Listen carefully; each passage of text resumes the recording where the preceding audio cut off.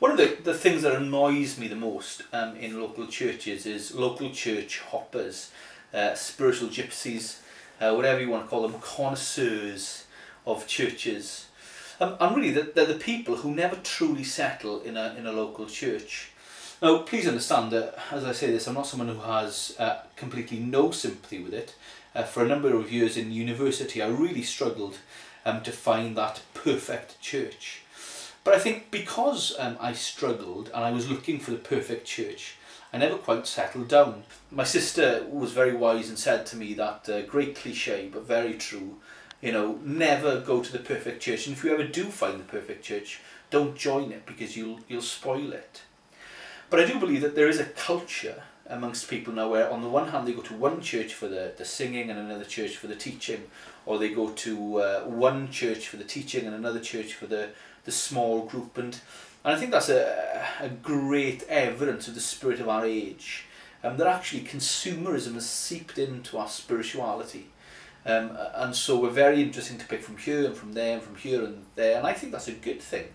I think that we need to be having an eclectic attitude. We need to be picking the best from the charismatic movement, the best from the reformed movement.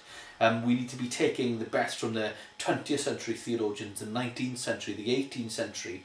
You know, need to be looking at the evangelical awakening teaching. We need to be going back to the early church fathers. I think that is a good thing. I think it's great now that we don't have denominational ties whereby I've always been a Baptist and I always will be a Baptist and I'll go to a Baptist church whether they preach the gospel or not.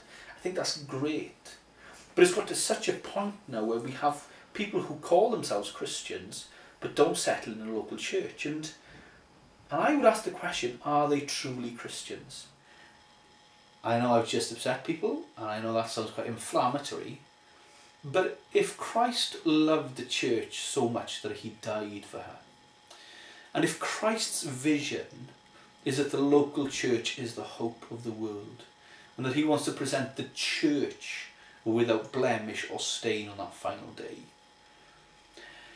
if Christ was willing to die for the church in all her sinfulness, then how could someone who truly knows Jesus ever say that, well, I'm not going to go to a local church, I'm not going to be a part of it long term, I'm just going to go and do what I want where I want? I don't understand that.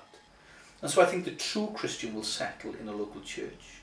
If people aren't in a local church, then it's one of two things: either they're not Christians, or they're in a very difficult place spiritually. But the other issue for me also would be that within the local church there is a leadership structure, and the leadership structure there is for pastoral reasons and for reasons of teaching. And so actually when someone removes themselves from the local church and puts themselves above all the other local churches, you end up with the people really who are under no consistent Bible teaching, are never in a place to be rebuked, and are never in a place to be consistently encouraged. Which means that all manner of heresies and attitude issues can just run rife in their life. It was interesting, only this week a lady came into my office to prophesy to me.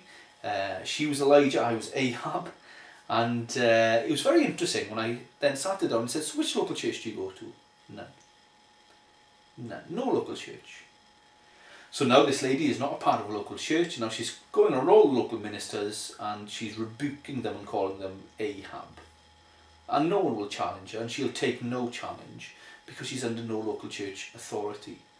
And I think when the Christian removes themselves from authority, and when they remove themselves from the church, I believe that they remove themselves from where God can teach them, from where God can build them up, and where God can challenge them.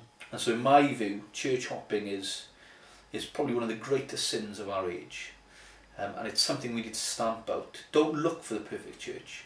Look for a church that teaches the gospel and is faithful. And get in there, get stuck in there, be humble, and love the church because Christ died for her.